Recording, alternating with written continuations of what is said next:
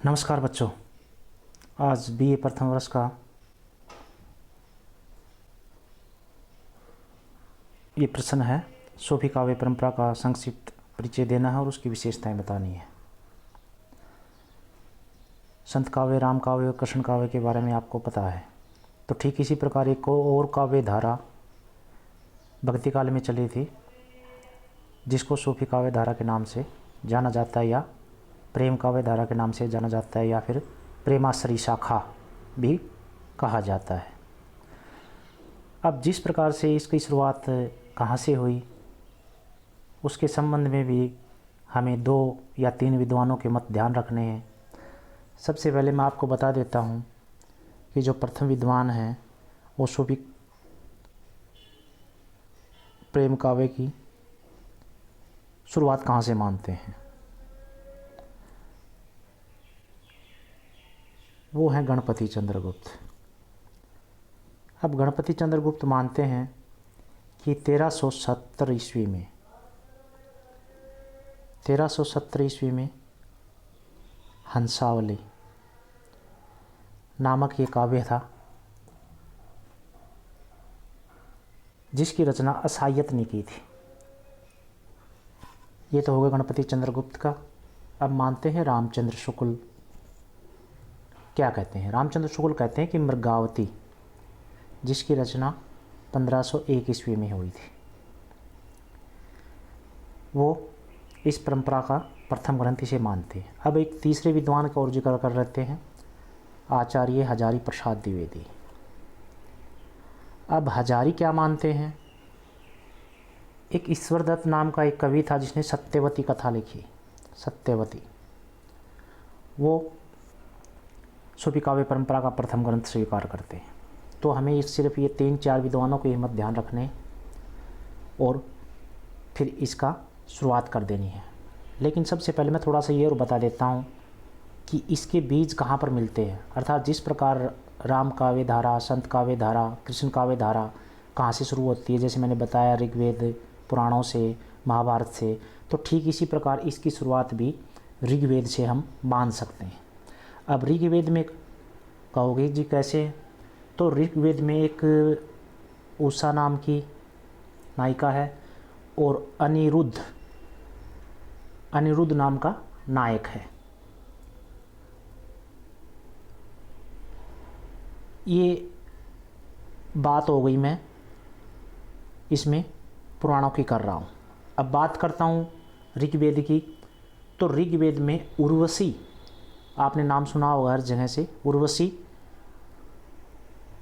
और एक पुरुरवा ये नायक थे। इसमें भी ये एक तरह से प्रेम पर आधारित काव्य यहाँ पर मिल जाता है। तो यहाँ हम इतना ही कहेंगे कि ये जो परंपरा थी भारतीय साहित्य में भी काफ़ी समय से पहले चल रही थी। अब इससे आगे बढ़ते हैं हम, इसमें करते हैं कि सूफी काव्य परंपरा का संक्षिप्त परिचय आपको देना। तो इसमें 4-5 नाम आपको याद रखने हैं। सबसे पहले आप मुल्ला दाऊद को लिखना है। मुल्ला दाऊद ने जो रचना लिखी थी वो थी चंदायन। अब कुतुबन ने मृगावती लिखी थी और मंजन ने मधुमालती। ठीक इसी प्रकार शेख नबी ने भी रचनाएं लिखी थी।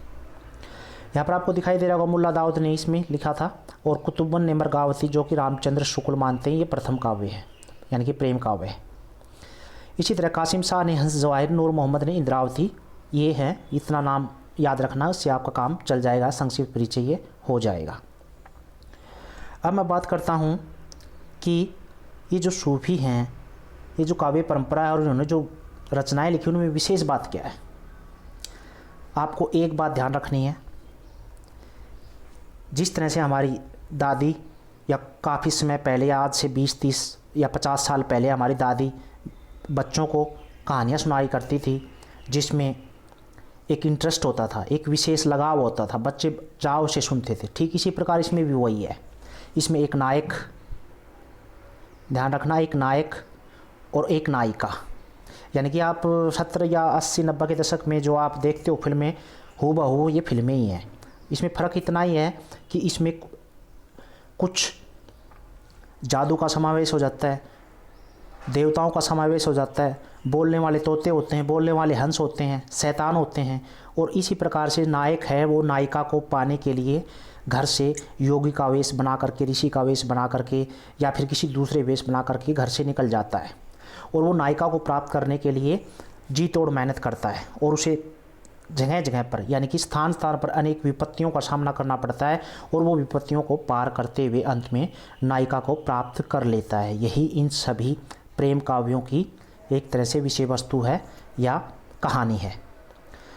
अब इसमें क्या है, आपको ये मान के चलना है इस प्रेम के माध्यम से यानी कि लौकिक यानी कि सांसारिक प्रेम के माध्यम से इन्होंने ईश्वरीय प्रेम की बात की है कि अर्थात हमें जिस प्रकार हम संसार में अपने प्रेम को पाने के लिए अनेक प्रकार की कठिनाइयों का सामना करते हैं, ठीक इसी प्रकार अगर हमें ईश्वर को या परमात्मा को प्राप्त करना है तो भी हमें अनेक कठिनाइयों का सामना करना पड़ेगा। तो ये हम कह सकते हैं कि इन्होंने हमारे समाज में प्रचलित जो कहानियाँ हैं उनके माध्यम से एक तरह से परमात्मा को प्राप्त करने का रास्ता बताया है और इस रास्ते में आने वाली बाधाओं के बारे में इन कवियों ने बात की है।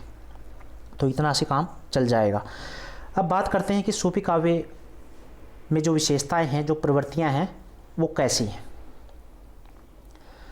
तो सबसे पहले मैं बता देता हूँ, ये आपको ये ध्यान रखना है, ये जो सूफी काव्य की जो विशेषताएं हैं, जो आप फिल्में देखते हो, जो कहानियाँ देखते हो, एक तरह से जो हमारे समाज पर आधारित होती हैं, ठीक इसी प्रकार इन सूफी कवियों की जो फिल्में थी यानी कि फिल्म रूपी जो काव्य थे वो भी एक तरह से समाज पर आधारित थे। उसमें क्या वर्णन है, उसमें हिंदू संस्कृति का चित्रण है, यानी कि उस समय हिंदू किस प्रकार से जीवन व्यतीत करते थे, किस प्रकार से रहते थे, या फिर उनका रहन सहन, उनका रहन सहन, उनके तीज त्यौहार और उनकी धार्मिक परंपराएँ और उनके जो हिंदू जो देवी देवताएं हैं जैसे कि गणेश हो गया, शिव जी हो गए, विष्णु हो गए, इनका भी इन्होंने बड़े अच्छे तरीके से वर्णन किया है। तो आप 2-4 कवियों का नाम लिख करके कह सकते हो कि इनके काव्य में इनका बड़ा सुंदर चित्रण मिलता है। कुतुबन, मुल्ला दाऊद, मंजन, ये सब इन कवियों ने इन सब का भारतीय संस्कृति का चित्रण अपने काव्य में प्रस्तुत किया है। दूसरी विशेषता है श्रृंगार। अब बात करते श्रृंगार वर्णन। हर कवि में, हर काव्य में श्रृंगार वर्णन हमेशा मिलता है, लेकिन इनका जो श्रृंगार है वो क्या है, इसमें एक नायिका है। यहाँ पर क्या करते हैं ये सभी कवि,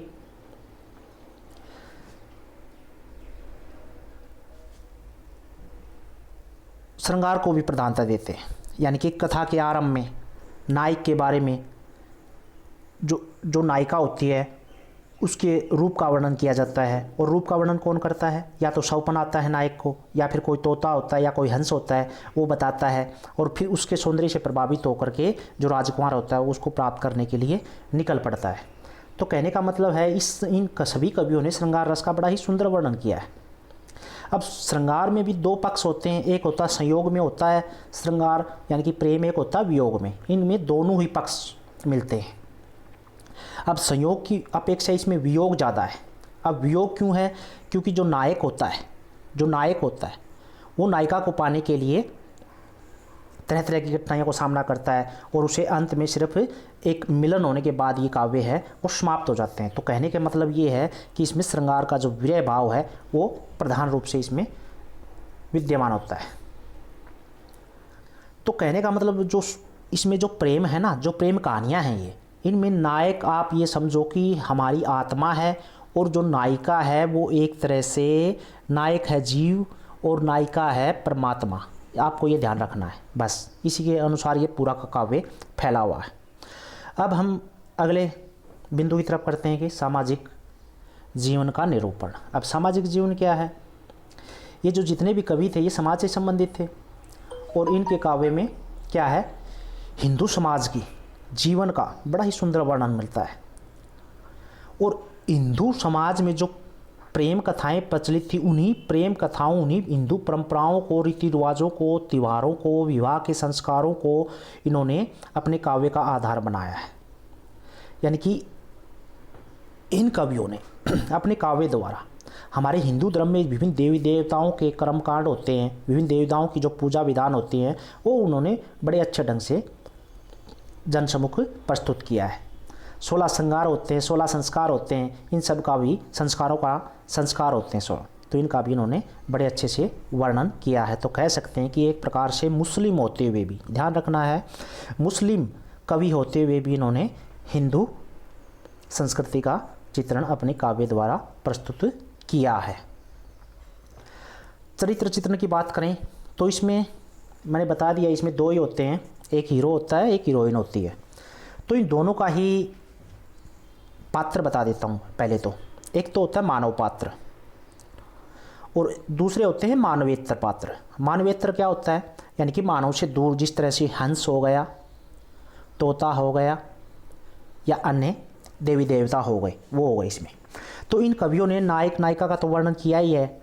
नायक को क्या दिखाया गया है, बहुत ही उसमें साहसी दिखाया गया है और वो साहस के साथ अनेक बाधाओं को पार करता हुआ नायिका से मिल जाता है। और नायिका के अत्यंत सुंदर दिखाई गई है, अत्यंत आकर्षित दिखाई गई है, जिसको प्राप्त करने के लिए नायक घर से सब कुछ त्याग करके निकल पड़ता है। जो अन्य पात्र होते हैं उसमें जिस तरह से इसमें एक तो हर जगह तोता है जो कि गुरु का प्रतीक है, जो कि जगह जगह पर क्या है, नायक और नायिका का एक तरह से मार्गदर्शन करता है और उन्हें परमात्मा तक, यानी कि परमात्मा रूपी नायिका तक नायक को पहुँचाने का प्रयत्न ये तोता रूपी गुरु इन सभी काव्यों में करता है। और रास्ते में अनेक जो शैतान होते हैं वो भी इसमें मिलते हैं। और इस तरह से इन कवियों ने नायक नायिका के साथ साथ जो मानवेतर प्राणी हैं उनका भी चरित्र चित्रण प्रस्तुत अपने काव्य में किया है। अब बात करता हूं मैं मसनवी शैली का प्रयोग। अब मसनवी शैली क्या होती है, बस एक ध्यान रखना आपको, मसनवी शैली क्या है, एक तरह से उर्दू की शैली है या फारसी की शैली है, ठीक है। अब फारसी शैली में क्या होते हैं, हम कोई भी कथा लिखते हैं, कोई भी कहानी लिखते हैं, उसमें क्या है, कथा सर्गों में विभाजित नहीं होती, जबकि भारत में सर्गों में विभाजित होती है। और दूसरी क्या है, इसमें छंद नहीं बदलते, एक छंद होता है। और तीसरी बात क्या है, इसमें कथा के आरंभ में ईश्वर की प्रस्तुति की जाती है, ईश्वर की स्तुति की जाती है और उस वक्त जो राजा होता है उसके भी यहाँ पर प्रशंसा की जाती है। तो ये है एक तरह से मसनवी शैली। और जितने भी इस युग में या इस प्रेमाश्री शाखा में जो प्रेम काव्य लिखे गए उन सब में ये चीज़ें अपनाई गई है। तो ये भी इसका महत्वपूर्ण विशेषता बन जाती है, प्रवृत्ति बन जाती है। मसनवी शैली का प्रयोग भी सभी कवियों ने बड़े अच्छे ढंग से किया है। अब बात करता हूँ, इसको छोड़ दे, मालमन इसमें नहीं है, इसमें आगे बात करता हूँ मैं प्रकृति चित्रण। अब बात करें प्रकृति की, तो जैसे कि मैंने काफ़ी समय बताया कि प्रत्येक कवि प्रकृति से विमुख नहीं होता, यानी कि हर कोई कवि प्रकृति का अपना, उसका प्रकृति चित्रण उसका अपना महत्व होता है या उसके कवि के काव्य में अपना महत्व होता है। तो इनके काव्य में जो प्रेम काव्य लिखे गए, प्रकृति के दोनों रूप हैं, मैंने बार बार बताया है, प्रकृति के दो रूप होते हैं, एक आलम्बन होता है, एक उद्दीपन होता है, ठीक है, एक होता है उद्दीपन। इन दोनों रूपों का ही प्रयोग इन्होंने किया गया है। अब कहीं कहीं मानवीकरण रूप भी इन्होंने प्रयोग किया है। तो कह सकते हैं कि इन कवियों ने प्रकृति का ही बड़े अच्छे ढंग से वर्णन किया है। आप हर कहीं अगर उदाहरण पेश करना चाहो तो एक जायसी कवि है, जायसी, जिसने कि पद्मावत, जो फिल्म भी बनी थी, आपको ध्यान होगा पद्मावत, उसको उससे संबंधित एक प्रेम काव्य है लिखा था, उसमें सारी चीज़ें मिल जाएंगी जो जो आप उदाहरण है, हर एक पॉइंट पर आप पद्मावत, जायसी लिखित पद्मावत में ये चीज़ मिलती है, जायसी लिखित पद्मावत में ये चीज़ मिलती है। तो जायसी, पद्मावत, चंदायन, जो भी आपको दो चीज़ अच्छे लगी या दो काव्य अच्छे लगे उनका नाम रखते हुए आपको प्रश्न पूरा करना है। अब अगला है प्रेम कथाओं का चित्रण। जैसे कि मैंने पहले ही बता दिया कि इन सभी काव्यों में प्रेम की कथाएं हैं। और प्रेम क्या है, एक तरह से हम कह सकते हैं लौकिक प्रेम के माध्यम से अलौकिक प्रेम का इन्होंने चित्रण किया है। अलौकिक का मतलब क्या होता है, परमात्मा का प्रेम, और लौकिक क्या होता है, हमारा मानवीय प्रेम। तो ये इन्होंने किया है। दूसरा है विरह की प्रधानता। इनके जो काव्य हैं उन सभी में विरह की प्रधानता होती है। विरह किस बात का, क्योंकि हमें परमात्मा से मिल नहीं पाते, जब परमात्मा से मिल जाते हैं तो क्या होता है, हम एकाकार हो जाते हैं। तो ठीक इसी प्रकार से जो नायक है वो हमेशा विरह में रहता है नायिका को पाने के लिए, यानी कि दूसरे अर्थों में परमात्मा को पाने के लिए। अब इसकी सबसे बड़ी विशेषता है मुस्लिम कवि।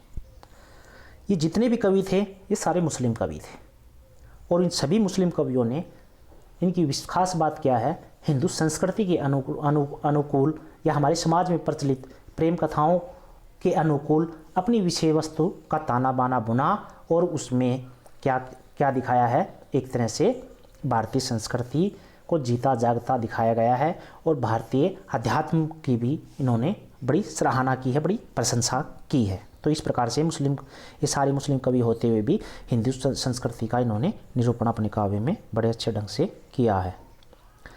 अब बात करते हैं सूफी काव्य का शिल्प पक्ष। अगर शिल्प की बात करें तो भाषा है इनकी कहीं राजस्थानी है, कहीं अवधी है। आपको याद रखना है ये जायसी है ना, इसने पद्मावत लिखा था, जो फिल्म भी उसी पर आधारित है। इसकी भाषा क्या है इसमें, अवधी। तो यानी कि इनकी भाषा है वो कहीं अवधी भी है, कहीं राजस्थानी से मिलती जुलती भी दिखाई देती है, राजस्थानी मिश्रित की कहीं न कहीं वो भी है इसमें। ब्रजभाषा का पुट भी इसमें मिलता है। तो इस प्रकार से इन सभी कवियों की जो भाषा है वो क्या है, अत्यंत ही सरल है, स्पष्ट है, हृदय को प्रभावित करने की उनमें अपूर्व क्षमता है। अनेक प्रकार की इन्होंने जो अलंकार रखे हैं वो भी बड़े अच्छे रखे हैं। अलंकार किस प्रकार के, अलंकार हर जगह होते हैं, जिसमें सबसे ज़्यादा इसमें क्या है, उपमा है, उत्प्रेक्षा, रूपक, अतिशयोक्ति, यानी कि इनका प्रयोग इन्होंने किया है। लेकिन इनका प्रयोग चमत्कार प्रदर्शन के लिए नहीं किया, बल्कि इन्होंने अपनी अनुभूति को, प्रेरणा को बहुत अधिक प्रभावी बनाने के लिए किया है। अब शैली की बात करें तो इसमें बिंब योजना का विशेष स्थान है। अनेक प्रकार के बिंब हैं, अनेक प्रकार की शैलियाँ हैं। बिंब योजना भी बहुत अच्छे से है, जो अतिशयोक्ति अलंकार है। और छंद की दृष्टि से बात करें तो इसमें चौपाइयाँ हैं, अर्दालियाँ हैं, चौपाइयाँ, अर्दालियाँ, और बीच बीच में क्या लिखा है इन्होंने, एक तरह से दोआ रखा है। तो कह सकते हैं इन्होंने सोरठा, बरवे, कवित, सवैया और कुंडलियाँ आदि छंदों का प्रयोग किया है। गुण की बात करें तो इसमें सभी गुण मिल जाएंगे, प्रसाद है, माधुर्य है और ओज है।